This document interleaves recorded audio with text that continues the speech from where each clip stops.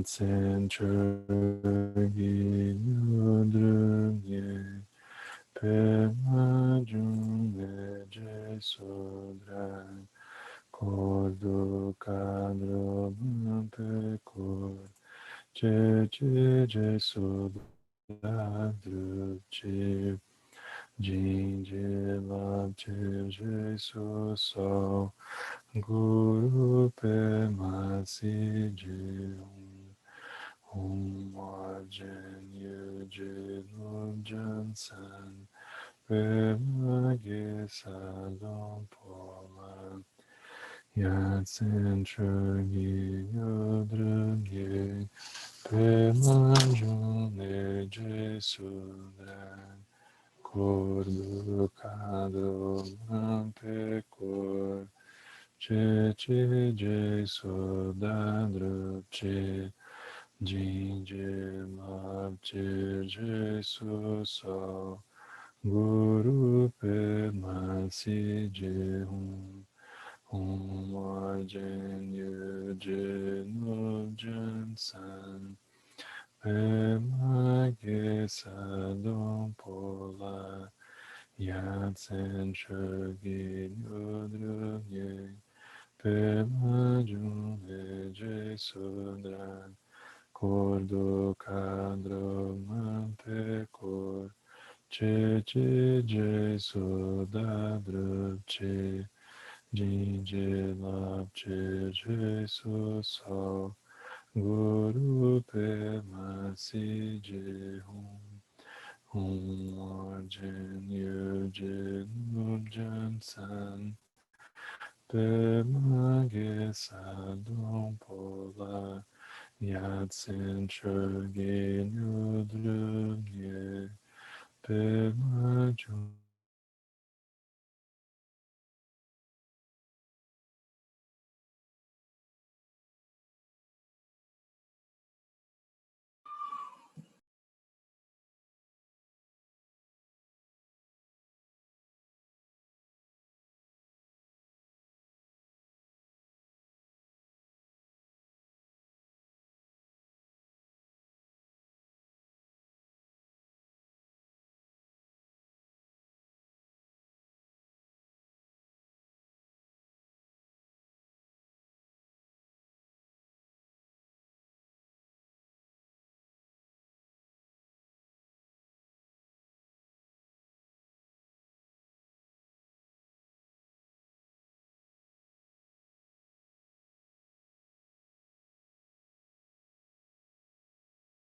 Nagi Jinso Jinpe Sonan Shidra Penchi Sanje Drupa Su Sanje Chodan Sochi Chonan Yanchu Valudan Chatsuchi Nagi Jinso Jinpe Sonan Shidra Penchi Sanje Drupa Su Sanje Chodan Sochi Chonan Janchu Bagi Chatsuchi Nagi Jinsu Jinpe Chanchi Lola Penchi Sanje Drupa Shu.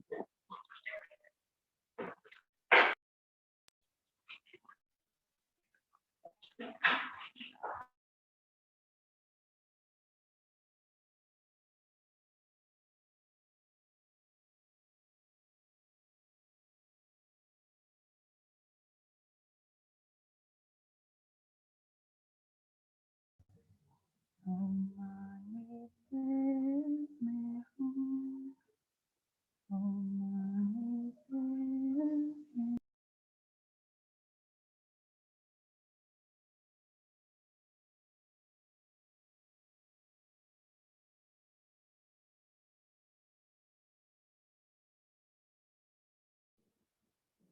A gente podia aguardar, talvez fazendo o mantra do Página Paramita? Alguém puxa aí?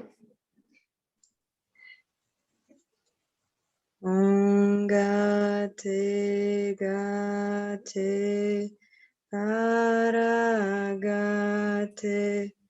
Parasangate, Bodhisoha, Ongate Gate, Paragate, Parasangate, Bodhisoha, Ongate Gate, Paragate, Parasangate, Bodhisoha,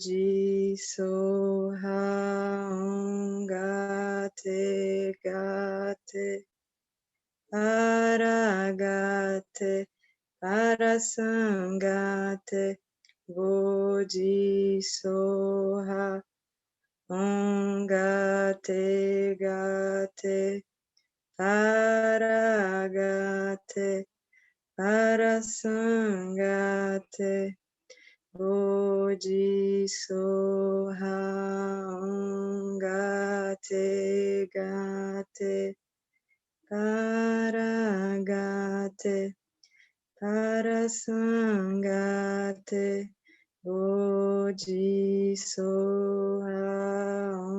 Ongate Gate, Paragate, Parasangate, Bodhisoha, Ongate Gate, Paragate, Parasangate, Bodhisoha, Ongate Gate, Paragate, Parasangate, Bodhisoha, Ongate Gate, Paragate, Parasangate, Bodhisoha. A reza funcionou, obrigado. Voltou aqui a conexão. Obrigado, pessoal. Então, vamos continuar, né?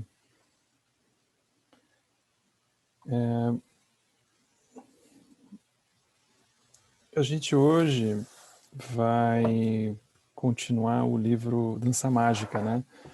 Que tem muita gente que está chegando também, eu imagino aqui, né? Que está talvez participando do primeiro encontro com todo mundo junto, né? E a gente está estudando esse texto desde o ano passado. A gente começou, eu acho que ele por setembro do ano passado, outubro no máximo. É um texto super bonito, é um texto diferentão. A gente não está acostumado muito a encontrar textos como esse, né? Porque ele não é um texto acadêmico que a gente está acostumado a encontrar, ou que mais facilmente a gente vai encontrar, né? Dentro do budismo tradicional. E ele não é um texto que também, por outro lado, fica facilmente dialogando com a vida cotidiana. Ele vai tomar um tema que é super inusitado, que é os 5 elementos, né? Terra, água, fogo, ar, espaço. E ele vai olhar isso como uma manifestação das Dakinis, que é uma linguagem mágica, né? E ele vai, a partir disso, estar olhando para vários temas que conectam com a nossa vida, como, por exemplo, tempo, espaço, linhagem, karma. Ele vai olhando como que essas ações assim da nossa vida estão totalmente misturadas com os elementos. Então ele vai jogar luz sobre isso, né? Então, o último trecho que a gente viu desse texto, ele fala, ele tem um título também muito inesperado, que é Mente Brincalhona.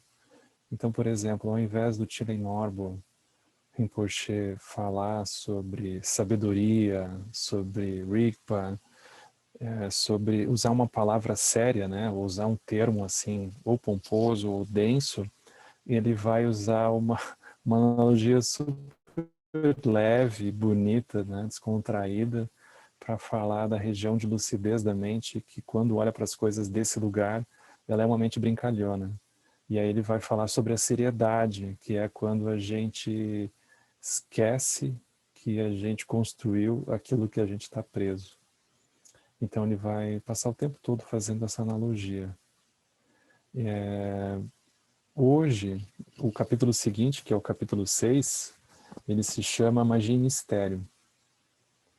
Então ele vai agora olhar para a nossa relação com esses temas, né? Magia e mistério, à luz também dessa luz dos 5 elementos. E esse tema, magia e mistério, é como se essa linguagem ela tivesse um pouco contaminada, né? Nos dias de hoje, a gente falar em magia e mistério na nossa cultura, por exemplo, né? E, vamos dizer, contaminada é um modo de dizer, né? Acho que o pessoal esotérico fez um trabalho nesse sentido, né? Que começa, se a gente botar assim, magia e mistério no YouTube, vai aparecer as coisas mais criativas, né? O pessoal vai juntar a meditação transcendental com Machu Picchu e OVNI, tudo junto, né? Vocês botem lá para ver o que o algoritmo vai fazer com a vida de vocês depois, né? As próximas navegadas que vocês derem no YouTube, né? Então é como se a gente tivesse às vezes um olhar um pouco de clichê, assim, né? Magia e mistério, né? Os primeiros textos que a gente vai olhar, assim, sobre o interesse dos ocidentais sobre o budismo, né? Se a gente pega uns textos, assim, de 100 anos atrás, por exemplo, eles são todos meio fantásticos, né? Magia e mistério nas terras do Tibete. É sempre, tem um suspense, tem um clima, né? Tem uma coisa cinematográfica envolvida, né? É muito louco, porque tem uma coisa exótica, um apelo exótico muito forte, né? Mas aqui, Tilly Norbo, ele vai tentar mostrar para gente que essas qualidades, né, que a gente vai dizer que alguma coisa é misteriosa, que alguma coisa é mágica, mesmo que a gente está envolvido dentro de uma cultura que pelo menos em parte, se diz cética, né, ou pelo menos racional, a gente está totalmente envolvido dentro disso, né, de uma maneira que a gente nem suspeita direito. Então ele vai nos ajudar a perceber como que essas coisas estão tão presentes, né? E a gente pode se perguntar também por que a gente iria, para que serve, né, a gente olhar, por exemplo, um tema como esse no meio de uma catástrofe como a gente está vivendo agora, né? Então a gente olhar a mente brincalhona, magia, mistério, e tá todo mundo morrendo, né? Como é que junta? Será que isso não seria também uma forma da gente se ausentar, da gente talvez se distrair e para não olhar para aquilo, né? Eu fico me perguntando essas coisas também. Mas uma dos primeiros pensamentos que me vem quando eu começo a me fazer essas perguntas, né, que eu acho que são perguntas que a gente tem que se fazer, né, porque a gente não está mudando de assunto, a gente não está se intertendo simplesmente, né. Isso aqui não é assistir, vale a pena ver de novo, né. A gente está, na verdade, usando uma linguagem, usando uma visão que nos ajuda a criar a reconhecer um espaço dentro disso que a gente está vivendo. Porque é como se a gente tivesse sido sugado. Então a gente não necessariamente consegue ter outras ideias, a gente não consegue ter outras visões. Então quando a gente olha desde essa visão que ele está tentando nos mostrar, da mente brincalhona, de magia e mistério, é como se ele estivesse fazendo, nos convidando a fazer um exercício um pouco como Satipatthana, no sentido de que a gente vai reconhecer, por exemplo, o sofrimento, aí tem o sofrimento. A gente vai olhar para a dor, a gente vai reconhecer que tem a dor. A gente vai olhar para uma alegria, vai reconhecer que tem uma alegria. A gente vai olhar para a felicidade, vai reconhecer que tem a felicidade. Mas é como se a gente vê que a experiência está ali, a gente não nega, mas a gente não é mais única, exclusivamente, apenas aquela experiência. A gente é também aquele que está olhando para a experiência, a gente é aquele que está com o pé do lado de fora da experiência. A gente é um pouco espaço no meio disso tudo, que é o que a gente precisa, né? Então não é negar, não é desviar o olhar, não é sublimar, mas é como que a gente consegue abrir mais, como é que a gente consegue incluir outras coisas dentro disso. Então, a gente consegue ter outras visões que são igualmente possíveis, né? Então, é mais no sentido da gente se expandir do que a gente imaginar que a gente vai trocar de canal, que a gente vai fazer alguma coisa dessa. Mas a gente vai tentar ampliar o olhar, né? Então, esse tema é muito interessante, porque mesmo que a gente olhe para o tema, por exemplo, de uma pandemia, né? A gente volta e meia a gente se depara com mistérios, assim, né? Tipo, como é que aquela pessoa não pegou? Como é que aquela pessoa pegou? Tava do lado, não pegou. Aí aquilo parece que não tem lógica, né? Essa linguagem da racionalidade e do mistério, ela segue nos invadindo, né? E a gente, de repente, tem um inimigo invisível, né? Tem um inimigo invisível que a gente começou a ficar um pouco neurótico. Então tem alguma coisa no ar, a gente já não sabe se passa por alguém e tranca a respiração, né? Elevador, né? A pessoa no elevador, entra alguém e a pessoa não pode demorar muito, né? E a gente também volta e meia tem a sensação que está fazendo tudo errado com os protocolos, né? Passa álcool gel, mas não botou na chave, por exemplo. Aí pegou na maçaneta, aí pegou na sacola. Então, a gente também acha que é um milagre, né? Essas palavras, elas estão totalmente envolvidas. O milagre, a gente, por exemplo, está vivo ainda, né? Então, essa linguagem, essa visão, ela está totalmente permeada no nosso cotidiano, né? Então é o que ele vai nos convidar a olhar, né? Então, para quem tem o livro físico, é a página 83, se eu não me engano. Deixa eu ver aqui. É a página 83, Magia e Mistério. Vocês estão me vendo bem? Está ouvindo bem direitinho? Está funcionando? Legal. Qualquer coisa, vocês, por favor, me avisem. Se vocês quiserem me interromper também, vocês fiquem à vontade. Só abrir o microfone. Então, magia e mistério, né? Ele começa assim. Aí ele usa uma imagem super bonita, né? Porque ele vai falar os flocos de neve. Aqui no Brasil é meio estranho, né? A gente tinha que achar um correlativo pra gente, né? Floco de neve pra gente não serve, né? Mas tudo bem. Flocos de neve, embora tão belos quanto as flores, eles desaparecem quando tocados. É tão bonito porque é tão parecido com, por exemplo, um arco-íris, né? Tá lá o arco-íris, a gente tira fotos, a gente mostra para os outros, a gente consegue filmar, mas a gente não consegue chegar perto, a gente não consegue pegar. Então é como se fossem analogias para qualquer coisa dentro do samsara, né? Então, quando a gente finalmente consegue alguma coisa, aquilo já não é mais a mesma coisa. Porque tão pronto a gente chega perto, a gente pega, a gente já começa a ver outras coisas que a gente não via.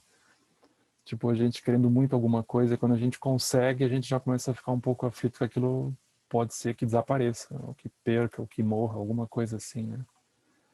Então, as coisas todas, elas escapam da gente, né? Mas não que elas escapam grosseiramente, elas escapam na mente. A gente não consegue manter na mente também por muito tempo. Então, ele começa usando uma analogia muito interessante, porque, por exemplo, ele vai dizer assim, as mentes de todos os seres comuns são como magos, cuja magia é um truque. Então, ele dá um nascimento, ele usa uma linguagem muito interessante, porque, por exemplo, ele poderia dizer as mentes de todos os seres, de todos nós, né? São as mentes do sofrimento, é a mente da distração, do pensamento compulsivo, é a mente distraída, é a mente do ser do samsara que está condenado a alguma coisa, autocentrado. Então ele não diz isso, ele vai falar que as mentes dos seres são como magos. Por quê? Porque elas criam realidades a gente não tem a sensação que a gente está criando uma realidade, mas a gente convive com outra pessoa, a gente pergunta para ela o que ela está vendo uma coisa mais ou menos, não é tão igual que a gente está vendo. Então vai ficando claro, tem uma magia ali, né? A gente vê uma coisa, mas a pessoa do lado já não vê mais a mesma coisa igual, né? Só que a gente não suspeita disso. Então é um truque enganador. Então, enganador porque a gente não está consciente disso, né? A gente não vê. Então, quando a gente não está consciente, o que que acontece? Aí a verdade se torna falsa. Então vamos supor, aquilo que seria assim racionalmente verdadeiro se torna falso para nós. A gente nega, ou seja, mesmo que a gente saiba que aquilo não vai dar certo, a gente insiste. Não, isso vai ter que dar certo. Aí aquilo vai dar ruim, né? Ou a falsidade se torna verdade, seja por prazer, seja por sofrimento. Então, é tipo alguma coisa terra plana, assim, né? A gente sabe que aquilo não vai funcionar, mas a gente investe naquilo. Então aquilo acaba produzindo, ainda que possa parecer que produza felicidade, com o tempo aquilo vai virar uma fonte de angústia. Então ele vai dizer que isso é um truque que a mente cria e a gente não necessariamente está consciente. Então as pessoas, elas temem a magia e se tornam supersticiosas, porque elas dividem os elementos grosseiros dos elementos sutis e elas não confiam na conexão entre eles. É interessante ele usar a palavra supersticiosa, né? Porque ele não está dizendo assim, bom, a partir da dualidade, ele não está usando uma palavra difícil, né? Ele vai falar que a gente se torna supersticioso quando a gente não reconhece o mundo externo inseparável do mundo interno. Isso ele vai chamar de superstição. É um nível totalmente diferente de superstição, né? Aí, quando isso acontece, vai produzir um desequilíbrio. Então, esse hábito da divisão é como se fosse a separação, né? A gente não vê que o que está acontecendo fora é um espelho do que está acontecendo dentro. Isso vai resultar num desequilíbrio dos elementos grosseiros e dos elementos sutis. Então, por exemplo, se vai surgir uma circunstância ruim, como um acidente, como uma doença, como a gente está vendo agora, né? Algumas vezes a gente considera se tratar de uma magia negra, projetada por um mago, um demônio ou um fantasma. Aqui é quase como se a gente tivesse que fazer uma nota de rodapé, né? Porque magia negra é um termo que a gente já está um pouco condenado, né? Então é importante a gente lembrar que, por exemplo, o Tilenor é tibetano, ele chegou no Ocidente e ele já tinha uns 40 anos de idade, né? Então, dentro do Tibete, aquilo estava mais ligado para uma sensação assim de luz e sombra do que alguma coisa que tivesse necessariamente a ver com alguma questão étnica, né? Então, eu imagino que a palavra que foi escolhida para o inglês, a palavra em tibetano, ela não tem a conotação que acabou tendo aqui no Ocidente, né? Mas, ou seja, é como se fosse uma questão de interpretação muito mais nossa do que deles, né? É como se essa questão não pertencesse aos tibetanos, né? Aquilo não é alguma coisa que surgisse para eles da mesma forma que surge para nós, né? Mas basicamente aqui é um tipo de magia com má intenção, ele quer dizer, né? Então a palavra que se escolheu foi essa, né? Mas se a gente deixar isso de lado e pensar no que ele está falando, é muito recorrente a gente estar passando por alguma coisa e a gente olhar para a pessoa e a pessoa é um demônio na nossa frente, né? Ou acontece uma desgraça na nossa vida e a gente achar que aquilo foi um mal olhado, né? E que aquilo tem intenções maléficas. A gente, mesmo dentro de um ambiente assim acadêmico que seja, a pessoa dá uma olhada, ela duvida um pouco se aquilo não tem coisas assim espirituais acontecendo. Então é alguma coisa que nos acompanha, né?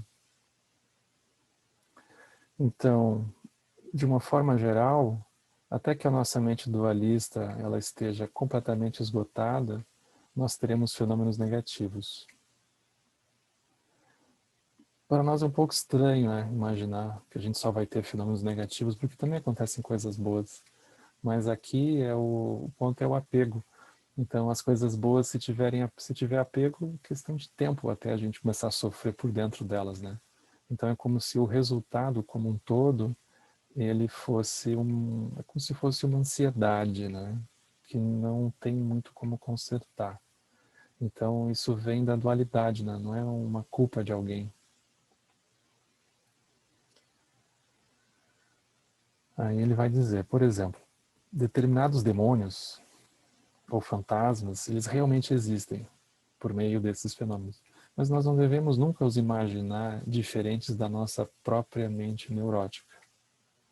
Até que todos os magos negros, eles se tornem magos de sabedoria branca, e até que tenhamos transformado a nossa mente neurótica em mente de sabedoria, nós sempre seremos enganados e sabotados. Então, não tem muito como a gente vencer magia com magia. A gente vai ter que atravessar a dualidade, a gente vai ter que olhar para as coisas de maneira super profunda. Então, é como se ele estivesse tentando nos convidar a ver isso, né? É uma forma dele apresentar, por exemplo, Prajnaparamita aqui. Então, agora ele vai falar sobre isso. Ele vai dizer, por exemplo, em termos do benefício definitivo, o melhor antídoto contra os magos, parece Harry Potter, né? Esse capítulo não tinha no Harry Potter, mas o melhor antídoto contra os magos é dissolver todos os conceitos mágicos na grande vacuidade. Então, quando observamos nossa mente, a dualidade do sujeito interior, que vê o mago e do próprio mago como um objeto exterior, ele se dissolve e se torna a mente de sabedoria de um só espaço. Então, a mente da pessoa que está ali elucubrando alguma coisa e a magia que está acontecendo na frente, elas se dissolvem, né?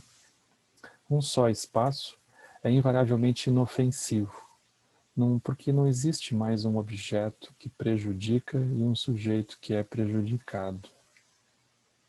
Todos os fenômenos existentes, eles surgem na mente da sabedoria, sem esforço, como magia de sabedoria desobstruída, que sempre beneficia e nunca prejudica. Então, não tem um vencedor, não tem um derrotado. Então, isso aqui é super profundo, porque não tem uma magia de alguém que tem um truque, né? Tem uma dissolução ali que acontece. Agora, por exemplo, se a gente acredita realmente em magia, magos e demônios, mas assim, a gente realmente acredita em inimigos externos, é uma outra forma de falar, mas é assim, a gente acredita que tem realmente um inimigo externo em algum lugar, por ele mesmo lá. Então, para o nosso benefício temporário, assim, não vai resolver. Temporariamente quebra um galho. Será necessário um antídoto, tal como uma visualização, uma defesa para nos proteger.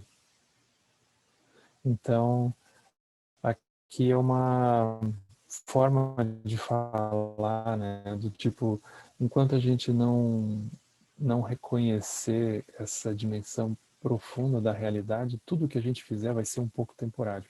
Isso é ser um pouco temporário. Então, é como se a gente seguisse vendo o mesmo filme, né? Passando os anos, as vidas, na verdade, e a gente vai vendo mais ou menos o mesmo filme. Às vezes o canal muda um pouquinho, né? A programação, mas na base não muda muito, né? Então, aquilo vai ser sempre um benefício temporário. Então, aqui ele vai falar dessa coisa um pouco incansável, né? Então, ele vai dizer, se a gente necessita de uma proteção contra um mago cujo elemento de energia é o fogo, a gente pode visualizar fogo ainda mais forte. É como se a gente sempre vai precisar, então, de mais energia contra aquilo, né? Para proteção contra um demônio cujo elemento de energia é predominantemente a água, nós usamos o elemento água ainda mais forte, o elemento fogo bastante poderosos. Então é como se a gente retrucasse, né? A gente retribuísse na mesma moeda, que enfim o que a gente faz o tempo todo, né? É o que a gente faz o tempo todo. Aí, a gente vai para o parágrafo seguinte, porque agora ele começa a falar um ponto que nos interessa, que é os demônios, né? Então ele vai falar que existem 4 tipos de demônio. Esse aqui é muito interessante porque é como se fosse uma forma dele falar dos obstáculos, que é o que a gente encontra. A ciência dos demônios da magia pode ser compreendida por meio do exame de cada um dos seus 4 aspectos. Então, o primeiro tipo de demônio é uma classificação, né? É o que ele vai chamar de demônio da obstrução. O demônio da obstrução, ele aparece como resultado da dependência dos nossos sentidos internos obscurecidos, que nós utilizamos para criar uma conexão com os elementos externos. Então, por exemplo, terremotos, enchentes, acidentes, eles não são inerentemente bons ou maus. E pais, família, amigos, amantes, eles não são em si bons ou maus. Mas quando o nosso ego se conecta com essas circunstâncias de substâncias externas e as interpreta, os nossos conceitos se tornam bons ou ruins, ruins ou bons. E tanto interpretações ruins quanto boas se tornam demônios obstrutores. Então, que interessante, né? Porque ele fala bons ou ruins, ruins ou bons. Porque é como se a gente, por exemplo, a gente olha para as coisas que acontecem na nossa vida, às vezes a gente acha que aquilo, ainda que tenha sido ruim, foi bom. Mas daqui a pouco a gente muda de ideia. A gente diz, não, aquilo foi só horrível, eu não prestou para nada. Mas daqui a pouco a gente oscila de novo. A gente diz, não, mas eu cresci, eu aprendi coisas, eu me dei conta de coisas. Se não fosse aquilo, eu não sei o quê. Mas daqui a pouco a gente diz, não, só piorou minha situação. Então, é muito curioso de ver, né? Porque não tem nada que a gente vai encontrar uma estabilidade. Então, isso que ele vai dizer, demônios obstrutores, porque mesmo que a gente tenha uma visão, às vezes a gente pode ter passado a vida inteira com uma visão de um acontecimento da nossa vida. Pode ser que lá, assim, perto do último suspiro, a gente se dê conta de a nossa mente vira e a gente vê aquilo de um jeito totalmente diferente. Então é muito impactante, né?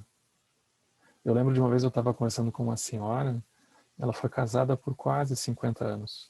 Aí o esposo faleceu de maneira muito súbita, assim, dormindo. De manhã ele estava morto, assim, muito súbito, uma explicação. E aquilo foi difícil, né? Tinha filho, tinha família, tinha neto, tudo, né? Aí aquilo foi doído. Aí passou um tempo, eu conversei com essa senhora, já fazia uns 15 anos que ela tinha ficado viúva, né?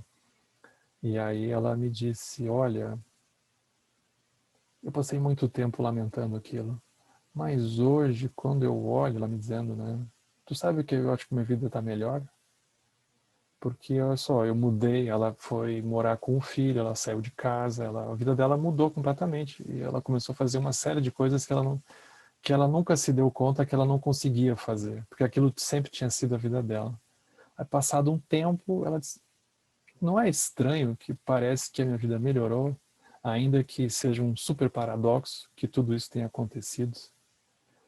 Então é muito interessante, porque não é assim, tem um fato sólido do lado de fora e a gente fica aqui tendo interpretações como se fossem só leituras sobre alguma coisa que está lá. Assim, de interpretação, aquilo já é a coemergência da experiência, né? Então, o Chinanabu está nos alertando para isso, né?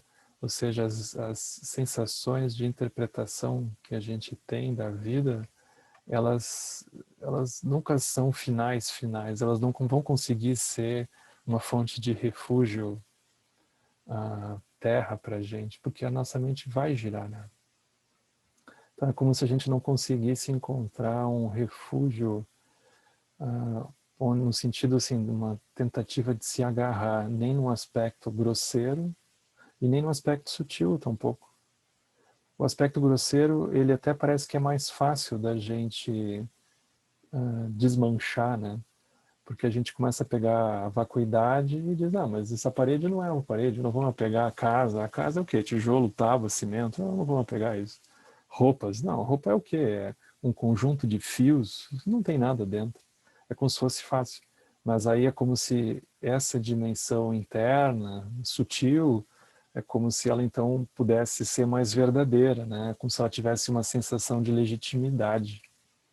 Mas ela também não tem.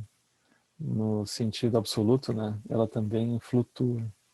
Então, o aspecto sutil é difícil a gente imaginar que ele vai ser uma fonte de refúgio, assim, né? De se segurar. Então, não é um paradoxo a gente imaginar que mesmo a dimensão sutil, dependendo de avidia, né? Da ignorância ou da falta de consciência, se a gente não tiver essa clareza, por apego, fixação, própria dualidade, aquilo se torna um demônio para a gente. É um paradoxo. Então, esse é o primeiro demônio, o primeiro tipo de demônio, né? Ele vai chamar o demônio da obstrução. Depois, interessante, né? Depois vem o demônio desobstruído. O demônio desobstruído, o que é, né? O demônio desobstruído, ele aparece quando surgem sentimentos e estados de espírito que eles não são resultado e que eles não dependem de circunstâncias, de substâncias externas. Então, geralmente, nós ficamos muito preocupados com tais demônios desobstruídos, porque nós não podemos encontrar uma substância que seja a causa dos nossos sentimentos e estados de espírito. A gente não consegue encontrar um culpado, né? A gente não consegue encontrar o elemento zero, assim, a origem. A gente procura, procura, procura e não encontra. Não encontra uma substância. É bonita essa analogia, né? Por que eu estou desse jeito? Como a pessoa acorda de manhã com o pé esquerdo. Por quê? Por quê? Daí ela olha e ela não consegue encontrar, né? Nossa, nessa geração, o Tilenorbo já é contemporâneo nosso, né? Muitas vezes passamos anos frequentando terapeutas para nos livrar desses demônios desobstruídos, tentando os explicar e os externar, sendo que não tem como, né? Não tem como a pessoa resolver isso. É muito bonito, né? Ele tira uma onda aqui, né? Então, isso aqui é muito interessante porque, por exemplo, é um ponto central no budismo iluminar causa e efeito. Todo mundo entra no budismo por aí, ou pelo menos deveria, né? A gente vai ter que entender causa e efeito. Ações que levam ao sofrimento, ações que levam à felicidade. A gente vai estudar os 12 elos, a gente vai estudar a originação dependente, tudo é sobre causa e efeito. Ou seja, a gente é tipo criança que não se deu conta que botar o dedo no fogo queima. É tão simples quanto isso, né? Então, a causalidade, né? A gente passa muito tempo, até a iluminação a gente vai precisar passar contemplando a causalidade das coisas, né? Agora, o grande paradoxo é que mesmo que a gente, vamos supor que a gente encontrou a causa daquilo que agora está acontecendo, a gente não tem garantia nenhuma que isso vai resolver alguma coisa. Aquilo talvez a gente diga, tá, mas talvez em nível de liberação da experiência não mude muita coisa, especialmente se a pessoa não localizar aquilo numa profundidade de avidya, mas o código gerador da experiência dual segue funcionando. Então é questão de tempo até ela ir para alguma outra coisa que ela talvez vá levar muito tempo para suspeitar também. E tem um outro ponto aqui que eu acho muito interessante também da gente prestar atenção, que ele é como se tivesse implícito, né, nesse raciocínio aqui, né, que a gente não encontra uma causa necessariamente, né. Isso aqui é muito tocante para nós, porque, por exemplo, a gente pode fazer tudo certo, né? A gente está indo na vida, a gente está fazendo tudo certo. A gente é um bom cidadão, a gente reza, a gente tenta não causar sofrimento para os seres, e dá tudo errado na nossa vida. As pessoas nos traem, as pessoas são grossas, as pessoas nos abandonam, as pessoas fazem coisas horríveis com a gente. Então, é muito impactante que ainda que a gente faça ações que a gente considere positivas, a gente não tem garantia nenhuma que as pessoas vão nos tratar como cordeirinhos, que as pessoas vão dizer, joia, você está indo bem. O Buda contava uma história, né? Eu acho que no Buda Dharma que tem essa história, né? Eu não lembro se é no Buda Dharma ou no Gampopa, mas são esses textos clássicos, né? Que é a história de acho que era de um homem que durante o dia ele tinha como se fosse a experiência do reino dos deuses, e durante a noite ele tinha uma experiência do reino dos infernos, né? É tipo lobisomem, assim, né? Começa a cair a luz, vem a noite, aí alguma coisa acontece, né? Aí quando o sol de manhã surge, muda completamente, né? E aí o Buda vai contar, né, que ele, como se ele fosse numa vida anterior, durante o dia ele gerava muitos méritos, mas à noite eu acho que ele trabalhava como se fosse no matadouro, né, de animais, uma coisa assim. Então, o que o Buda estava tentando explicar é que a ação positiva, ela não anula a ação negativa. Não é uma balança, né, um liquidificador que a gente bota tudo ali e bota uma velocidadezinha ali, e depois tu pesa e tu pensa, não, hoje quantas ações boas eu fiz e quantas negativas. É como se cada ação tivesse uma vida própria nesse sentido, né? Então isso aqui é um pouco impactante para nós, porque as ações meritórias que a gente vem a fazer, elas são super favoráveis, a gente não deveria parar, né? Mas a gente não deveria imaginar que isso vai necessariamente bloquear karmas que podem vir a surgir para nós, né? Claro, isso pode talvez nos ajudar a ter um nível de estabilidade, mas isso. Então, isso aqui é interessante a gente contemplar, né? Ou seja, a gente vai tentar encontrar explicações que também não vai ajudar muito, né? É óbvio que, num sentido relativo, a gente se torna mais consciente da causalidade, a gente pode se tornar mais cuidadoso, mas é como se tivessem dimensões que seguem sempre funcionando, né? Então, isso aqui é um outro tipo de demônio, né? E agora ele vai falar dos dois últimos tipos, né? Que são, na visão dele, são como que os tipos mais desafiadores para os praticantes, porque eles estão ligados a uma experiência de alta importância que pode surgir, né? Então ele vai chamar o primeiro desses dois tipos de demônios que podem afligir os praticantes. Na verdade, vão afligir os praticantes. Ele vai deixar isso muito claro. O primeiro é o que ele vai chamar de demônio da autossatisfação,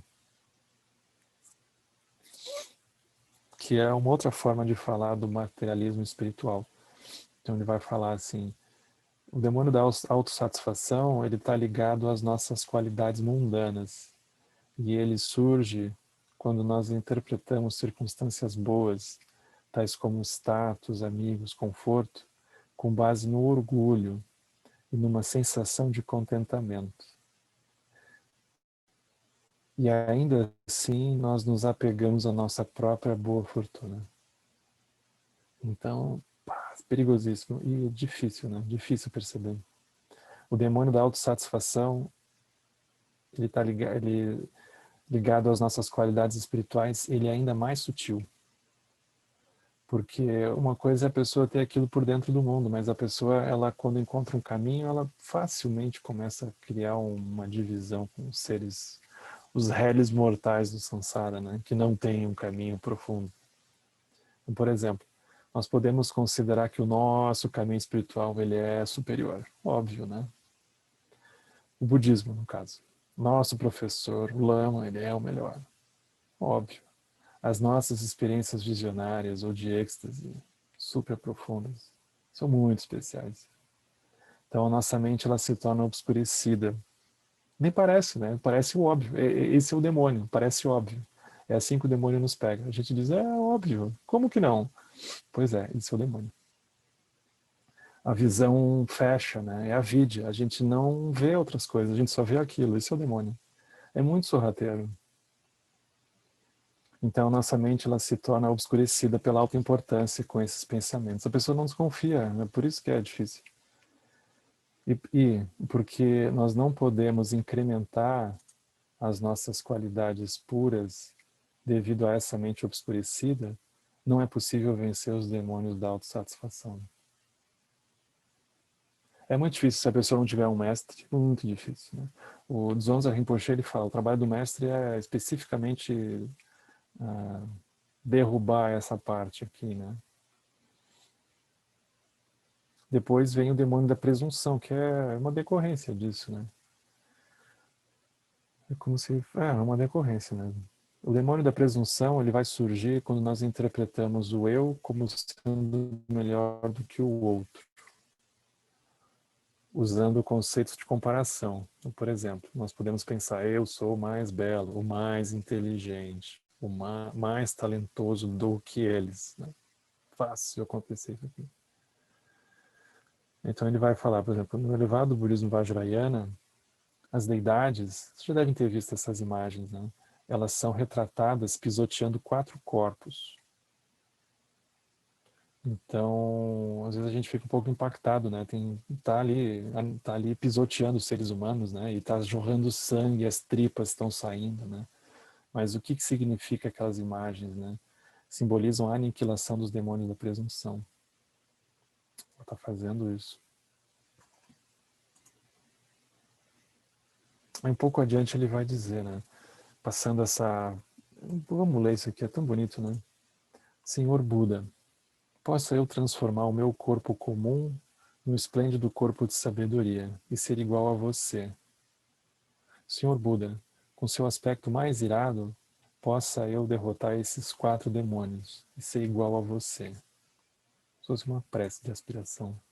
Senhor Buda, possa eu, com as enormes pernas da compaixão intensa, esmagar e aniquilar esses 4 demônios e ser igual a você. Então, para os praticantes, os demônios da autossatisfação e da presunção são os mais perigosos. Super difícil. Sem realizar a mente de sabedoria, um praticante pode se tornar um santo ou um sábio, sem abandonar o ego. E todo mundo acha que aquela pessoa é o máximo, né? O máximo. E com o uso de certas sadhanas, pode atingir grandes poderes, tais como os de um mago. Só que sem uma compreensão verdadeira da nossa natureza real de sabedoria e sem a confiança na nossa mente de sabedoria, não importa prazeres alcancemos com a prática, se não somos capazes de liberar a nossa mente do orgulho do ego na conquista de tais poderes, eles se tornarão apenas a causa de samsara, de mais samsara, a gente poderia dizer, né? Então o caminho se torna um veneno, né? Como se o caminho, nesse momento, ao invés de levar a pessoa para fora, leva a pessoa mais fundo ainda, né? Um super paradoxo.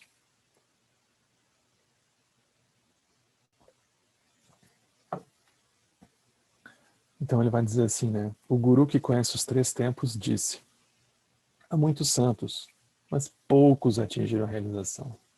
Você nem é cristão, você é budista, né? Os budistas, há muitos santos budistas, poucos atingiram a realização. Sem realizar a mente de sabedoria, mesmo que um santo seja capaz de realizar diversos milagres grandiosos, se a essência da sua magia é o ego, ele apenas criará demônios de presunção e autossatisfação, que são enormes obstáculos para a iluminação. Por esse motivo, o caminho do praticante é muito difícil. Ele é muito tortuoso, né? É muito tortuoso porque tem essas pegadinhas, né? E aqui tem uma história, a gente vai ler essa história e vai parar por aqui daí, né? Mas essa história é muito gozada. São essas histórias budistas antigas, né? Então eu vou ler aqui, é muito interessante. Aí a gente vai parar para poder conversar um pouco, né? Mas a história diz assim: de uma forma geral, Até que um erudito alcance completa confiança na sua mente de sabedoria, ele precisa praticar em segredo e sozinho. Não é para ficar falando por aí o que a pessoa está fazendo. Nesse sentido de aprofundamento, né? A pessoa não deveria comentar. Não vem ao caso. Né? Ela não deveria ficar postando, né? Porque é como se fosse e ela vai enfraquecer aquilo, né? Ela enfraquece a prática dela, porque ela banaliza né, um certo sentido, e ela também compartilha algo que talvez não seja o caso da outra pessoa naquele momento. A gente não sabe como é que aquilo vai ser recebido pela outra pessoa, né? A pessoa pode ressignificar aquilo de qualquer outro jeito, então é melhor a pessoa não comentar, né? Mas aí, isso nem sempre acontece. Aí tem uma história. A história diz assim, muitos anos atrás, na Índia, os tibetanos são ótimos, né? Não, isso foi na época da Índia. Aqui no Tibete, então, na Índia, né? Havia um grande erudito chamado Fonte do Ensinamento. O nome é ótimo. E ele vivia e ensinava na Universidade Budista de Nalanda. Esse erudito atingiu o Siddhi comum por meio da prática de sadhana da sua deidade. E ele se tornou capaz de realizar milagres grandiosos. Então, quando ele concedia iniciações, né, esse erudito, ele dispunha vasos rituais suspensos no céu, tinha feitos especiais. E aí assim ele ficava com as mãos livres para fazer gestos. Imagina. Embora sua mente fosse muito poderosa, o seu professor o instruiu a não sair de Nalanda até que ele tivesse atingido confiança na sua própria mente de sabedoria. Que mesmo assim, ele abandonou a universidade com um aluno devotado, levou o estagiário junto, e foi para o mundo realizar as ações de um santo. Ele pulou de fase, não estava na hora, né? Aí começa, né? Vocês lembrem, esse texto aqui é sobre as daquinas, né? Na estrada, ele encontrou uma moça. Coincidentemente, tinha uma moça ali, né? Que não acreditava no budismo. Como ela estava perto de um pessegueiro, ele pediu para a moça alguns pêssegos, mas ela disse, pegue você, eu não sou sua escrava. A moça era ótima, né? Aí ele então sentou perto do pessegueiro e quando menos esperava, as frutas caíram à sua frente como chuva. Tentando impressionar a moça, né? Aí a moça disse imediatamente, antes de comer, olhe para mim. Enquanto ele olhava para ela, ela olhou para os pêssegos e eles retornaram para a árvore, de modo que ele ficou sem nenhum. Ele então ficou primeiro envergonhado, logo em seguida furioso. Aí a moça disse, embora você seja um yogi muito poderoso, fique certo de que daqui a 3 noites não estará mais vivo. Vê a moça. Aí ele foi embora com o aluno. Após um tempo ele ficou doente, tinha sangue na urina. Mesmo ele possuindo o poder da visualização da deidade, a sua ansiedade ela aumentava cada vez mais, porque a sua confiança na sabedoria não era o suficiente. Então é interessante, né? Ele reificava ele mesmo. Então, obviamente, ele vai ter medo. Ele não tinha se dissolvido, né, no espaço primordial. Ele estava querendo preservar ele mesmo, né? Aí dá problema. Aí ele pensou que estava sendo punido pela deidade por desobedecer ao conselho do professor de não sair da universidade até atingir a confiança na sabedoria. Aí começa a loucura, né? Aí foi-lhe dito, sabe lá como, que a sua doença só seria curada com a espuma das águas do mar. O mar era muito longe, então ele mandou o aluno buscar o remédio. Fazer o quê, né? Foi o aluno lá. No caminho de volta, o aluno foi. E tinha 3 dias para ir, né? Esse detalhe eles não falam aqui, né? Mas no caminho de volta, o aluno encontrou outra moça, de novo. E a moça essa perguntou para o aluno onde é que ele ia com tanta pressa. Quando ele explicou para a moça que o seu professor estava doente, quase morrendo, aí a moça respondeu triste, dizendo que ele já havia morrido.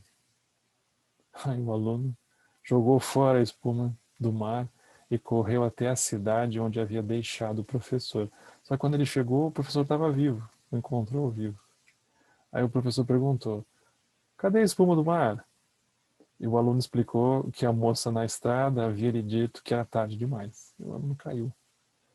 Então, fonte de ensinamento, o yogi esse, soube que ele morreria pelo poder do demônio. Aí ele tentou dar um golpe. Ainda assim, ele decidiu, isso eu dando spoiler para vocês aqui, né? Ainda assim, ele decidiu, usando os seus próprios poderes, eu gosto dessa parte de tentar dar o golpe, porque nunca dá certo. Aí ele tentou, usando os seus próprios poderes, tentar voltar ao seu corpo depois da morte. Olha a malandragem. Por esse motivo, ele pediu ao aluno que protegesse o cadáver. MacGyver, né? Mas olha só. Quando o fonte do ensinamento morreu, o cara morreu. Essa mesma moça, que era uma bruxa, produziu a emanação de muitos lobos, que ficaram rondando em torno da casa onde o corpo se encontrava. O aluno tinha escondido o corpo, o cadáver, numa casa. E aí os lobos ficaram uivando ao redor. E aí os lobos começaram a arranhar as portas dos vizinhos, uivando tão alto que a cidade inteira ficou sabendo que havia um cadáver nas proximidades. Quando amanheceu, a bruxa, a moça essa, reapareceu como uma moça e espalhou notícias sobre onde o cadáver poderia ser encontrado. Então as pessoas do vilarejo foram até a casa e levaram o corpo para queimar. Depois de 3 dias, apareceu um rodamuinho próximo ao aluno, e dele veio uma voz dizendo: nessa vida não pude me iluminar. Talvez durante o bardo eu consiga. Isso era o mestre, né, tentando falar, né? Então essa é a história. Então muitos textos budistas, eles mencionam outros exemplos de obstáculos criados pelos demônios, né? Da presunção e da autossatisfação. Mas eu te lembro dar uma explicação interessante aqui, né? Eu já vi muitas vezes essa aqui, ele diz assim: praticantes, né, ou mestres eruditos yogis como esse fonte do ensinamento, né? Eles na verdade foram emanados pelo Buda para nos ensinar a reconhecer os efeitos desses demônios. Se, por exemplo, a gente se acha inteligente ou famoso devido ao nosso intelecto, mas não possuímos a confiança na sabedoria, isso é prajna. Sempre será necessário resguardar-se contra demônios da presunção e da autossatisfação, para que possamos praticar de uma forma pura. Sempre vai ser necessário cautela, cuidado, né? Sempre.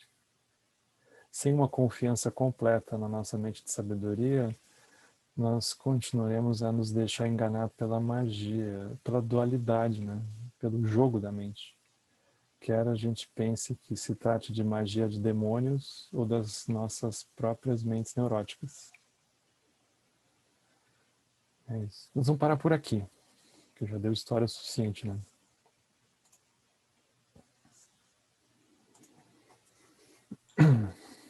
Então isso é o Tilenol falando sobre essa magia.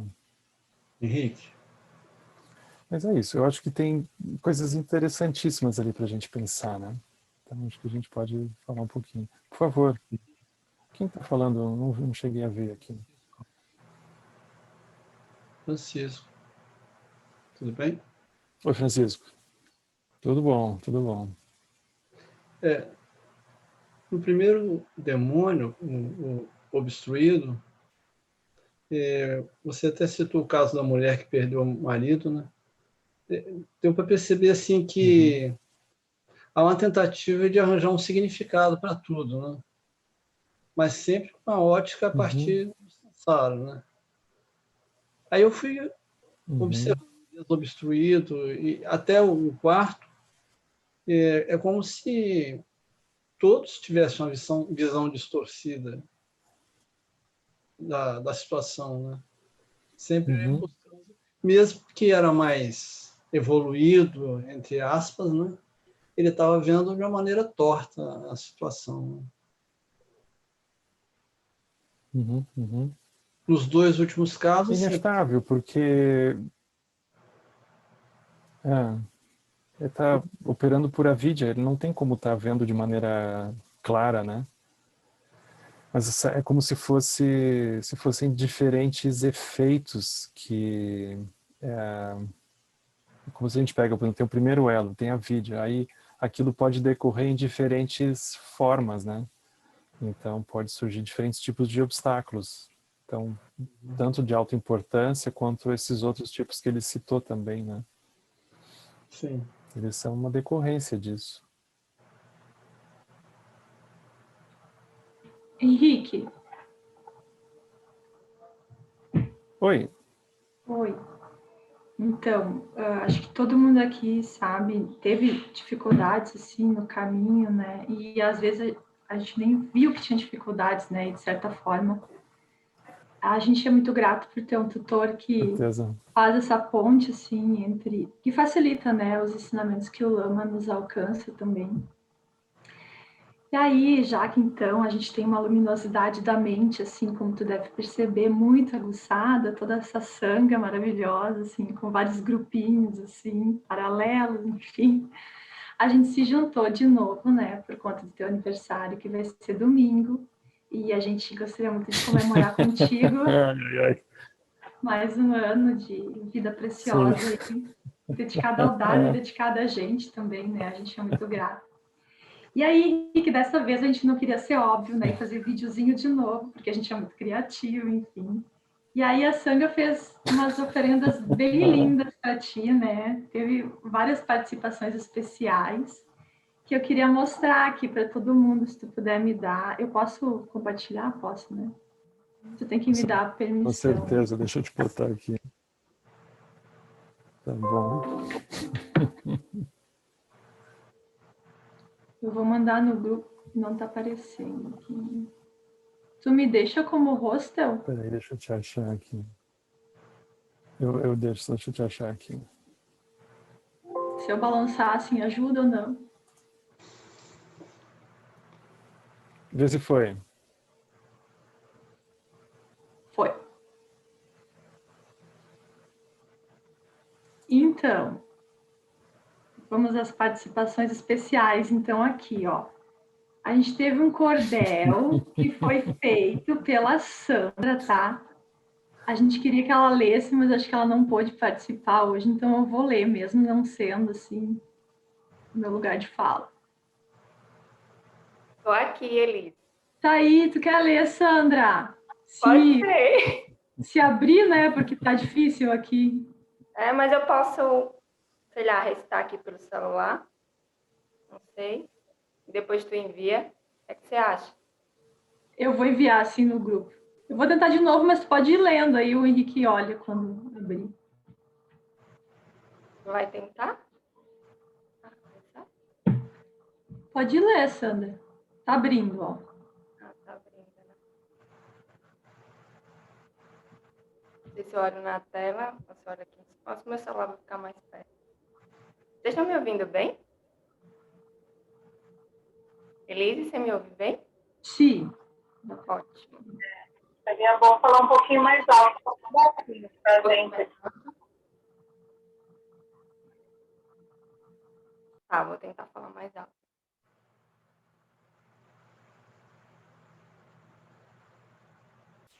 Então, vou lá, gente. Vou começar aqui. Oi, pessoal. Boa noite. Como vocês estão? Assim, Henrique nos acolhe no início da reunião. Ao nos ouvir com profunda atenção, como um espelho a refletir, ele entende a confusão. Respondendo, é isso mesmo, reforça a nossa compreensão, ampliando com exemplos o tema da discussão. Mas depois de um ponto, como uma espada afiada, ele corta o engano, mostrando a visão do Dharma. Após o engano desfeito, com suave precisão, aponta quais os efeitos dessa ou daquela forma de ação. Por fim, sem perder a empolgação, Com um sorriso faceiro, diz que o Sansara não tem jeito, mas é possível a liberação. Esse tutor, condutor da embarcação, vai nos levando de uma margem para outra, com paciência e compaixão. Henrique, desejamos de coração que sua vida seja longa, que você possa liberar incontáveis seres de toda delusão.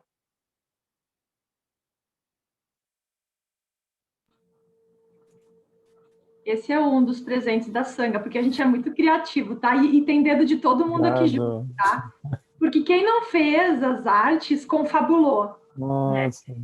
Então aqui tem um desenho muito legal que representa um pouco, né? Todo mundo ficou brincando quem era quem, né? Eu não sei como tirar isso aqui, gente.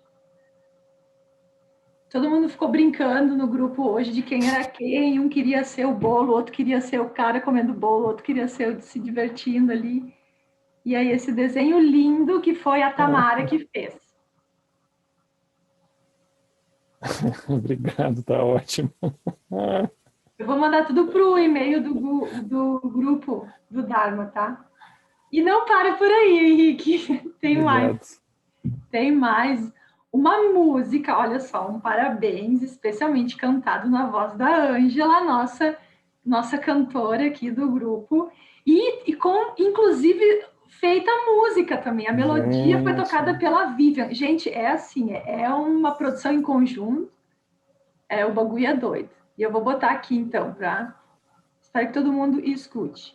Parabéns pra você nessa data querida, muitas felicidades, muitos anos de vida. E para você que acha que acabou, não acabou, gente. Então, Henrique, mais uma coisa, deixa eu botar aqui agora para ver todo mundo. Enfim, a gente então, a Sangha se juntou e a gente passou a tigela por todo o Brasil de novo. E em breve você estará recebendo então uma contribuição da gente aí na tua tigela, e a gente juntou R$5.000 para você. Então é isso. Daí agora é o momento da Zorra, então. Todo mundo convidado a falar. Eu proponho um parabéns conjunto, já que está todo mundo querendo cantar. Vamos? Eu acho que dá azar, pessoal, cantar antes da data. Tá no inferno astral ainda, não tá no inferno astral. Isso é apenas demônio, Henrique. É o demônio do inferno astral, tá vendo? O nome é ótimo, né? Bom, então a gente canta. Não acredito. Obrigado, gente. Um feliz aniversário, Henrique. Faz de conta que hoje é dia 7. Tá bom, tá bom. É porque você falou que dia 7 você não vai estar aí, então a gente resolveu comemorar antes. Vamos tentar esse parabéns aí, ó. Vamos fazer uma bagunça aí, o parabéns. Vamos lá. Parabéns para você nesta data querida.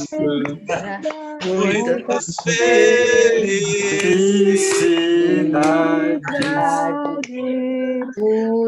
Muitos anos de vida.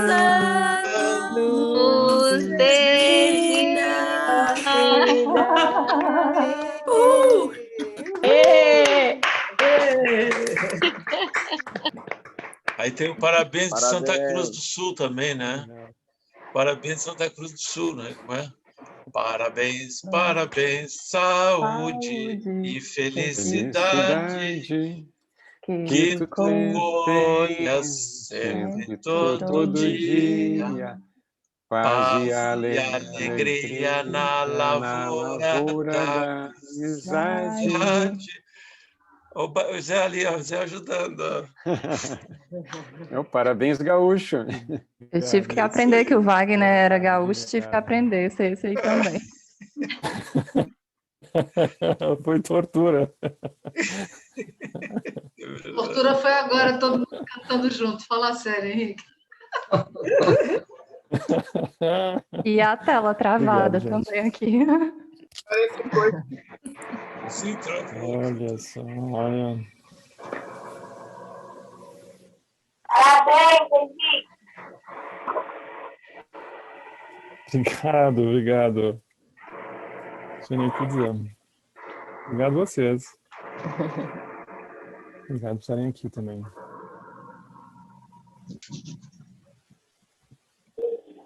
Travou a... Trava essa. Obrigado. Se não dá, porque o último estudo já foi essa bagunça, né? Hoje de novo. Vamos ver o próximo, o que vai acontecer.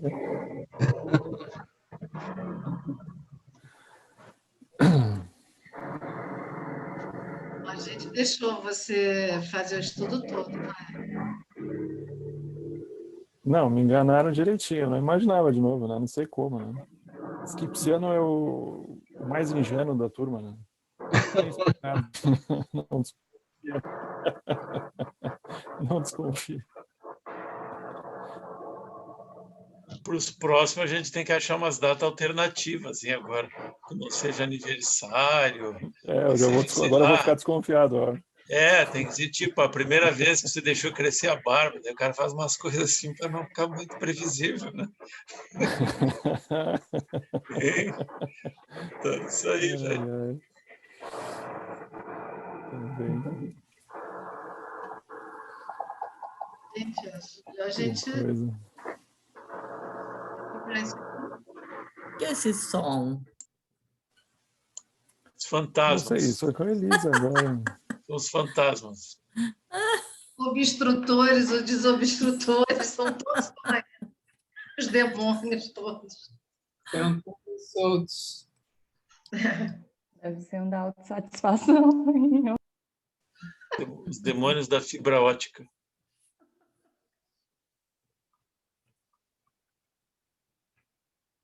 Elisa, eu coloquei você como host, porque eu acho que a sua internet é melhor, né? Qualquer coisa tu... Quer que eu tiro? Tu pode... Não, eu acho que tu fica. Não sei se tem mais coisa, né? Não, capaz. Acabou, amigo. Não sei. Acabou. Então tá.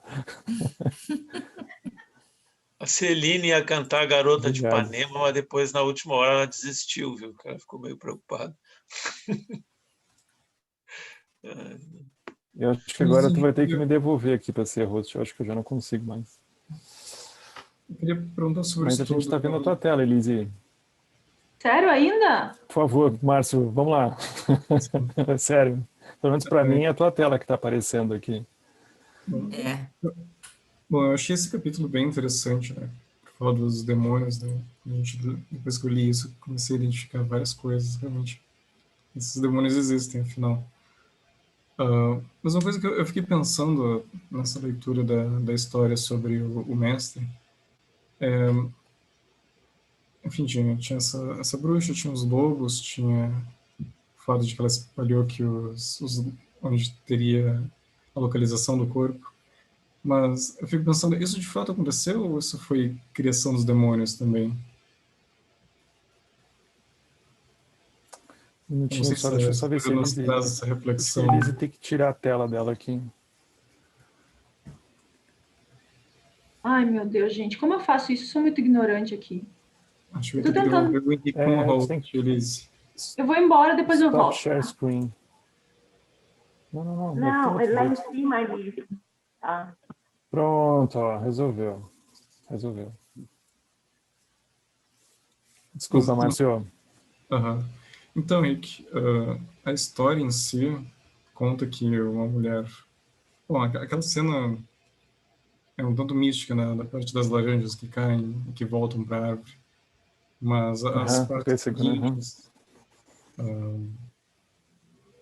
e especialmente o final, sobre os lobos, né? Eu penso assim, a história narra como se tivesse sido a mulher que colocou os lobos lá e que ela que espalhou a notícia.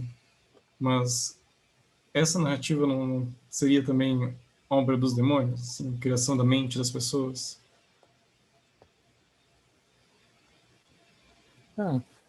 Com certeza. mas aquela é como se fosse um meio hábil de contar histórias, né? Eu acho que mais importante do que o enredo da história é o sentido, né?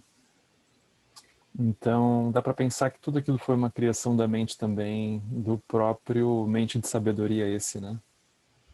Então, talvez aquilo tenha acontecido só na mente dele também, vai saber, né? No sentido de que é como se fosse inseparável da própria paisagem, porque é mais ou menos assim, a gente quando está numa paisagem dos infernos, a gente não suspeita, a gente só suspeita que todo mundo que se aproxima pode fazer muito mal para a gente. Aí isso é o indício que a gente está nos infernos. Então é totalmente coemergente nesse sentido, né? Então é mais uma forma de ilustrar assim o quão sorrateira a mente pode ser para nos ludibriar, né? Super, super sorrateira. Então é como se ele estivesse falando do materialismo espiritual aqui de um outro jeito, né? Ele está falando sobre isso, com um nível de efeitos especiais, né? Que nesse nível de prática, né? De um sentido cultural vai ter, né?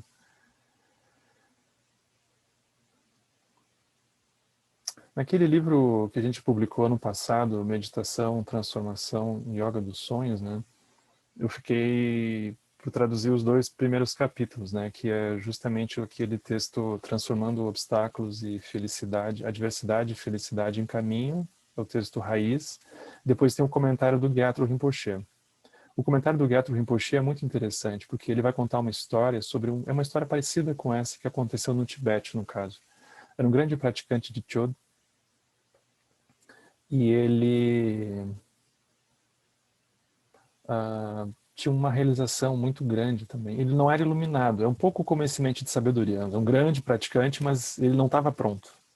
Então ele tinha ido fazer a prática de Chöd, que é uma prática ligada ao Prajnaparamita, e ele é como se ele tivesse ido fazer a oferenda do próprio corpo num cemitério, mas não é assim um jardim da paz. O cemitério lá é um depositório de corpos, né? E aí tem animais selvagens e tem seres de todos os tipos, né? Todos os reinos, assim, né?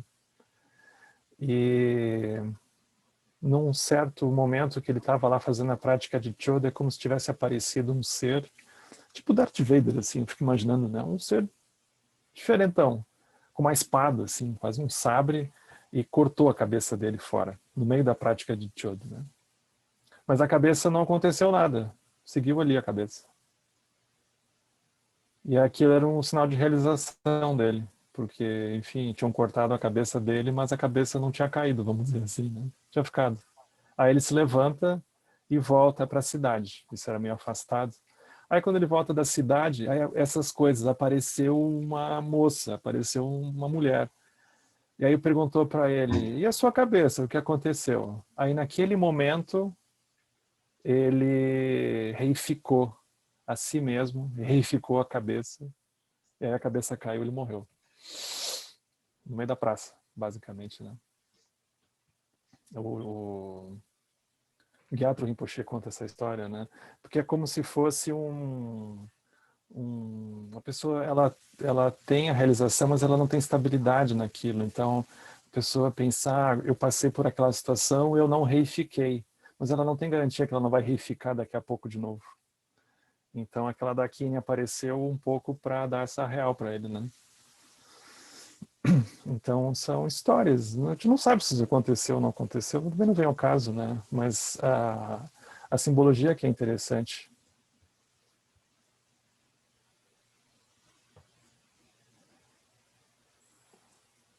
No final de Macbeth também, de Shakespeare, tem uma coisa parecida, né? Eu não me lembro. Eu li faz muitos anos isso. É que é dito que ele só seria morto por uma pessoa que não tivesse nascido do ventre da mãe.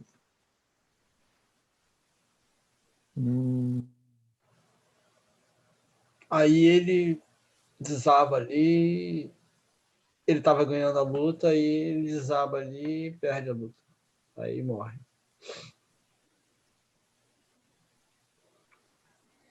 Polanski retratou isso bem no filme.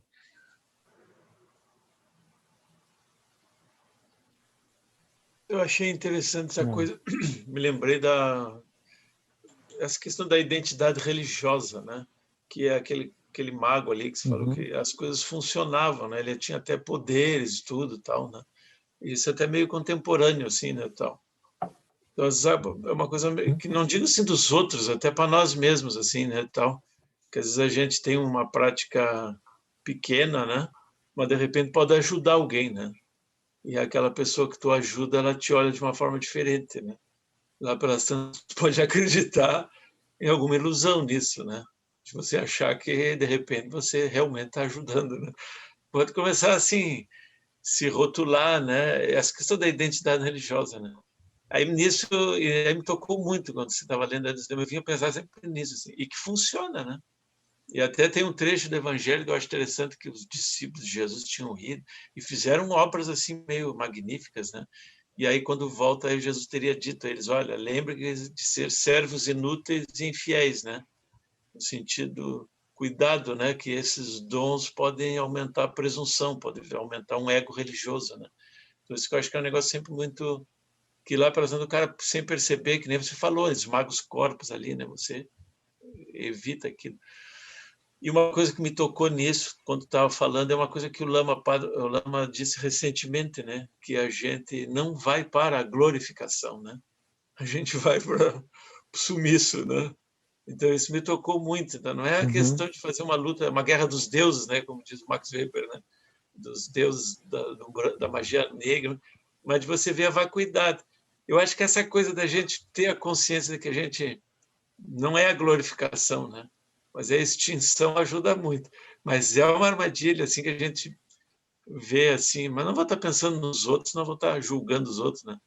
Mas em si mesma, né? Ela está ali na beirinha, o demônio da identidade religiosa, bem-sucedida, né? Então, uma vez até a gente conversou, então me tocou muito esse assunto aqui nesse texto de hoje que se mostrou.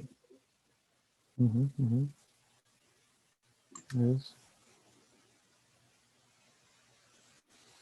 Posso fazer uma pergunta também? Por favor. Hoje falou de como a mente pode criar demônios, né? E aí eu fiquei pensando assim, se mais para frente vai falar também dos heróis que a gente cria, ou dos deuses que a gente resolve seguir. Porque assim como a gente se engana com os demônios, eu imagino que a gente possa se enganar também com os heróis, ou com os deuses, enfim. E não sei se vai falar sobre isso. Com certeza. Com certeza. Isso certo que acontece. É como se o Tilley Norbo, pelo menos até aqui, ele tivesse encurtado um pouco o caminho, porque é como se ele dissesse assim, mesmo aquelas figuras que a gente pode tomar por referência, como tu trazes, né, como os heróis, os deuses, é uma questão de tempo até eles virarem demônios. No sentido de própria impermanência, não necessariamente externa, mas a impermanência interna do jeito que a gente se relaciona com eles pode fazer com que a gente se decepcione ou se frustre ou comece a cobrar coisas. Você sabe lá o que vai acontecer, né? Então é uma questão de tempo até que a percepção se altere e aquilo que parecia ser um deus ou um herói vira um demônio. Então ele encurta tempo aqui nesse sentido, né? É como se ele não desse muita ênfase nesse ponto, né? Mas isso acontece, é óbvio, né? Isso acontece. A gente está cheio de exemplos na nossa sociedade, né? Das sociedades humanas sempre, né? Mas os Budas, no caso, eles estão fora da categoria de deuses e de heróis, né? Eles não são isso. Até porque se eles se tornarem isso, eles vão se tornar um demônio num certo momento, porque quando a pessoa olha como um deus ou como um herói, ela tem expectativas de, no mínimo, que aquela figura produza felicidade para ela, ou produza um bem-estar, produza alguma coisa. Mas aquilo é impossível, nem no longo prazo, assim, no médio prazo já é impossível. A pessoa vai se decepcionar, é inevitável. Então, a partir disso, aquilo para se tornar um demônio é uma questão de tempo. medidas sanitárias. Isso, o No caso das microfone fazendo escolas, barulho. elas deverão receber no máximo 30. Fechei aqui. Mas não sei se... não sei se eu ajudei, Tamara. Não sei se era isso mesmo que você estava imaginando.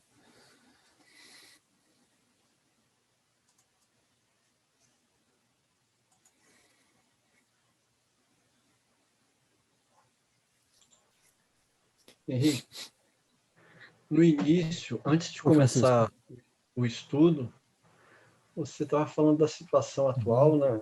E falou até da situação no Rio Grande do Sul, né? E aí, em relação ao Brasil, a situação atual, né? Perguntou como é que está. Assim, no passado a gente comentou sobre impermanência, né? Aí hoje em dia assim dá para perceber muita questão de diferença também, né? E assim, a coisa está meio estranha porque parece coisa de cinema, né? Porque ao mesmo tempo que a coisa está bastante grave, tem pessoas se beneficiando com isso, né? E fazendo dinheiro mesmo, assim, fazendo política, fazendo dinheiro, de todos os lados. É como se fosse um sanatório mesmo, né? Cada um vivendo uma determinada loucura, né? E, assim, por um lado, um grande sofrimento, perdas, por outro lado, a indiferença, pessoas fazendo festas, e já foi comprovado que 14 dias depois do carnaval a situação teve uma piora de 100%, né? E, por outro lado, assim, uma negação do que está acontecendo, né? Tipo assim, no bunker do Hitler, ele já estava com a guerra perdida, o pessoal estava tomando champanhe e fazendo festa lá embaixo da terra, né?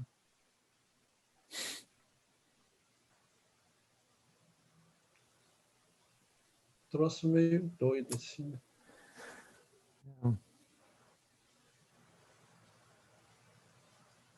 Aí, assim, eu citei isso porque são extremos, né? Tem hora que não dá para saber se é indiferença ou se a pessoa realmente ela pirou e o futuro acabou e ela está surtando de uma outra maneira, né?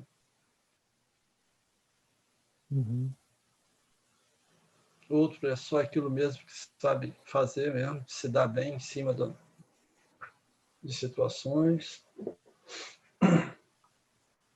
Eu só queria comentar sobre isso. Tá difícil. Acho que não tem, como tu diz, né? É um comentário, né? A gente não tem como concluir alguma coisa, uma resposta, né? Se tu for olhar, se tu for olhar enquanto sociedade, a gente não tem uma visão de futuro, né? Não tem um sonho, a gente não tem um projeto. Então, é muito difícil, né? Porque se a gente for olhar, por exemplo, nessa perspectiva mais íntima, assim, né? De contemplar como é que a mente funciona, não é só uma questão da gente ter apego às coisas, a gente tem apego a ficar apegado. E é como se o cenário atual ele nos tirasse um pouco a possibilidade da gente ficar apegado a alguma coisa. E é assim que a mente do Sansara funciona. Ela precisa estar apegada a alguma coisa. Se ela não está apegada, ela começa a passar mal. Então ela tem que se segurar em alguma coisa. Qualquer coisa. Ela vai procurar, é inevitável. Mas é porque, num certo sentido, também não tem alguma outra coisa que ela possa se ancorar, né? A gente não tem... Não só enquanto projeto de nação não existe, né? Isso é um tempo muito escuro, né? Não existe. Mas aí a gente olha... Aí também a gente está se sentindo isolado porque, por exemplo, Até alguns anos atrás, a gente não iria olhar necessariamente para uma pessoa e dizer, olha, eu não vou me relacionar, eu não vou chegar perto com tal pessoa porque ela é de extrema direita. Não dizia isso. Sei lá, 5 anos atrás que seja, a gente não diria isso. Ou 10 anos atrás, né? Eu não me lembro dessa loucura, né? Tinham pessoas que a gente olhava e dizia, bom, essa pessoa é um pouco conservadora, talvez, né? Sim. E talvez meio monótona. A gente talvez não passasse muito disso, né? Talvez tivesse casos extremos mesmo, né? Mas a situação agora ficou super complicada. Sim. Assim, rachou muita coisa, né? Então, aí a gente vai se sentindo mais isolado e é exatamente o plano. Se a gente for estudar Hannah Arendt, por exemplo, ela vai falar que os regimes totalitários eles funcionam exatamente produzindo isso. Eles produzem uma sensação de isolamento das pessoas. As pessoas vão se sentindo isoladas, elas vão se sentindo ilhadas, aí é mais fácil de haver um inimigo em algum lugar. Uma loucura dessas, né? Então, os regimes totalitários se fortalecem nessas situações, né? Que é o que está sendo construído no Brasil já há alguns anos, né? E aí você junta a isso uma pandemia e um planeta que vai aquecer e a vida não sei o que vai ser possível e vai derreter o Polo Sul e Polo Norte. É um monte de informação para processar tudo ao mesmo tempo, né? Então, aí tu pensa, se a pessoa tem um caminho, aquilo já não é fácil, né? A gente dá uma olhada em quem nem tem uma sensação de refúgio, é super difícil, né? Super delicado. Henrique, É como se a gente também não tivesse muito como esperar alguma coisa das pessoas, né? Difícil. Não estou sendo necessariamente condenatório, né? Mas é como se a gente precisasse... Como é que a gente acolhe isso tudo, né? A gente vai ter que acolher isso. Por favor, acho que eu interrompi alguém aqui. eu ia falar, mas alguém, eu acho que a pessoa que estava falando antes de mim ia falar também. Uhum. Eu ia dizer que nunca a ciência gritou tanto assim em relação a determinada situação óbvia, né, que está acontecendo, né, de doença, morte, dificuldades e insuficiência de hospitais, leitos, etc, etc. E, ao mesmo tempo, é como se tivesse todo mundo surdo, assim, né, não está vendo, né, os poderosos também fazendo gracinha, né? É uma coisa assim meio feliniana, né? Caótico, doido. É sério, eu acho muito sério, né?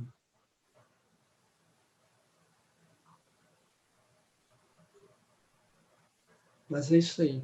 Obrigado. Obrigado. Então, Henrique, oi todo mundo.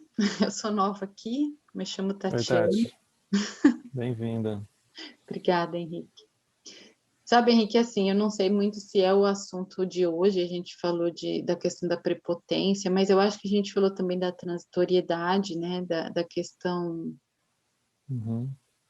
Não tenho muitos conceitos budistas, mas que é Dharma, eu não sei.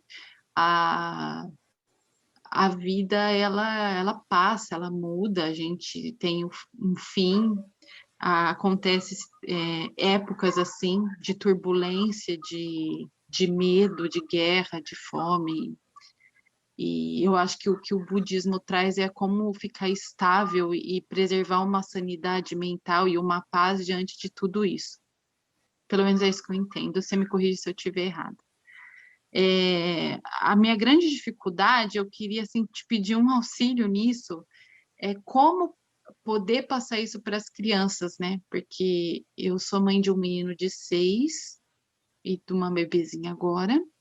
E, inclusive, eu estava participando da reunião e eu tive que interromper por um momento, porque ele veio chorar por conta de medo, né? Ele lembrou da minha bisavó que faleceu ano passado. Não foi de Covid, aliás, da minha avó, bisavó dele que faleceu. Mas, assim, muita gente morrendo, ele sente, né? A gente sabe que é porque ele está sentindo, né? Uhum. E, nossa, para mim é muito difícil, sabe? Tentar. Eu acho que as crianças, às vezes, elas entendem mais que a gente, mas tem vezes também que eu não sei o que dizer. Porque o que que vai se dizer? Vai se dizer sim, acaba, sim. É complicado, né? Você tentar consolar e transmitir algum. Não é esperança. Eu gostaria de transmitir a realidade, né? No que eu acredito, mas também trazer essa paz que o budismo traz, assim, que é uma paz de que é assim. Eu não sei se o que eu estou falando é verdade, se você entendeu, enfim, se você puder me ajudar com isso. Ou se alguém da Sangha também quisesse falar algo. Eu acho que tem gente mais capacitada do que eu nesse assunto, né? A sensação que eu tenho é que se eles são muito pequenos, é como se a gente não tivesse muito o que falar, porque eles estão no processo de se estruturar também, né? Então, melhor, talvez um período mais inicial, a gente cuidar, né? Cuidar.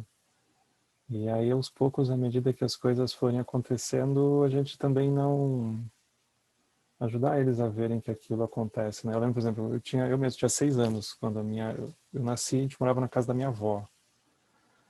E a minha avó morreu, eu tinha 6 anos. Então, eu nasci, cresci até os 6 anos junto dela, né? Aí ela faleceu, eu tinha 6 anos. Aquilo foi super impactante para mim. Mas eu lembro, meus pais em nenhum momento me tiraram do velório, por exemplo, né? Ou deixaram de conversar comigo sobre o que estava acontecendo, né? E para mim foi, não sei explicar, né? Mas para mim foi importante passar por uma coisa daquela sem que eles tivessem talvez maquiado aquilo para mim, né? E eles disseram, ela foi, acontece, né? fazer o quê, né? Então eles um pouco deram um pouco a real, um pouco eles me acolheram, né? E foi indo. Mas acho que tem coisas ali que a gente não vai conseguir. É como se a gente protegesse eles enquanto muito pequenos, né? Mas à medida que as coisas forem acontecendo, a gente ajuda eles a entenderem, né? Mas talvez antecipar não funcione muito, né? Talvez fique um pouco teórico. Mas é uma impressão minha. Acho que tem gente aqui que está estudando essas coisas e trabalha com ou tem filhos ou trabalha com isso mais direto, né? Que pode dizer coisas Me melhores, né? indicaram alguns livros aqui na mensagem. Obrigada, viu, gente? Obrigada. E assim, ajudou sua resposta. Me ajudou a pensar melhor. Obrigada.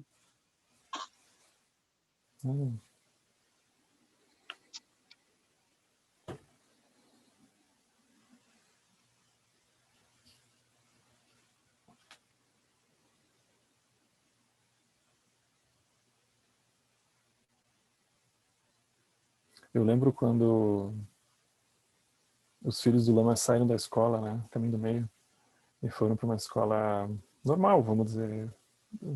Eles foram para o Colégio Marista, em Viamão, né? Aí o Lama dizendo, a gente protege eles até quando dá. Quando não dá, a gente vai ter que soltar no mundo. E ele estava um pouco assim, um pouco frustrado, né? Por ter que jogar ele, dizendo, a sensação que eu tenho é que eu vou jogar eles num moedor, né? Mas, por outro lado, não tem como proteger do Sansara também, né? É o que eles vão encontrar, né? É como se a gente ajudasse eles a se instrumentalizarem para o karma que eles têm, que nem a gente sabe, nem eles sabem qual vai ser, né? A gente não tem noção. É uma caixinha de surpresa, né? Para nós e para eles mesmos, né? Isso é um pouco impactante, né? Porque a gente não necessariamente gostaria que fosse assim, né? Mas, ao mesmo tempo, não tem como ser muito diferente, né?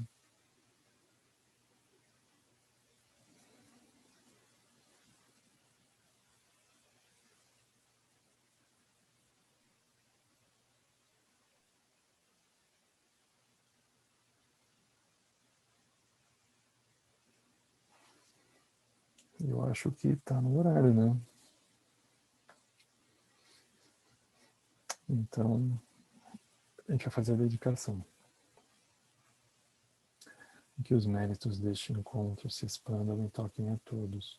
Que o Mestre Universal da Paz e da Compaixão, Sua Santidade Dalai Lama, juntamente com todos os mestres de todas as tradições que veiculam essa mensagem, tenham longa vida.